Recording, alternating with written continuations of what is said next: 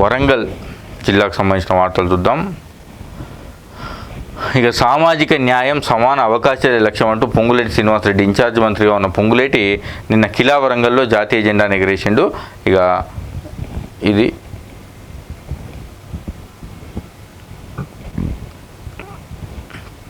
మీరు సాగు చేస్తే మేము రాయితీ ఇస్తామంటూ మహాత్మా గాంధీ జాతీయ గ్రామీణ ఉపాధి హామీ పథకం ద్వారా పండ్ల తోటల సాగును ప్రభుత్వం ప్రోత్సహిస్తుంది.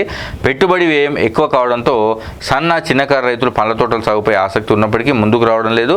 ఈ నేపథ్యంలో ప్రభుత్వం ఉద్యాన పంటలు పండించే సన్నకారు ఎస్సీ ఎస్టీ రైతులకు పెట్టుబడి భారం తగ్గించి ఆర్థికాభివృద్ధికి ఊతమిచ్చేలా ఉపాధి హామీ పథకం కింద నిధులు మంజూరుతో పాటుగా వ్యవసాయ పరికరాలను రాయితీపై పంపిణీ చేయనుంది. 5 ఎకరాల లోపు ఉన్న రైతులు స్థానిక ఎంపీడీఓ కార్యాలయంలో దరఖాస్తు చేసుకోవాల్సి ఉంటుంది. ఎస్సీ ఎస్టీ రైతులకు మాత్రం విస్తీర్ణంతో సంబంధం లేకుండా ఎంత విస్తీర్ణం ఉన్నా వాళ్ళు సాగు చేసుకోవచ్చు. ఇవి జిల్లాకు సంబంధించినటువంటి వార్తలు.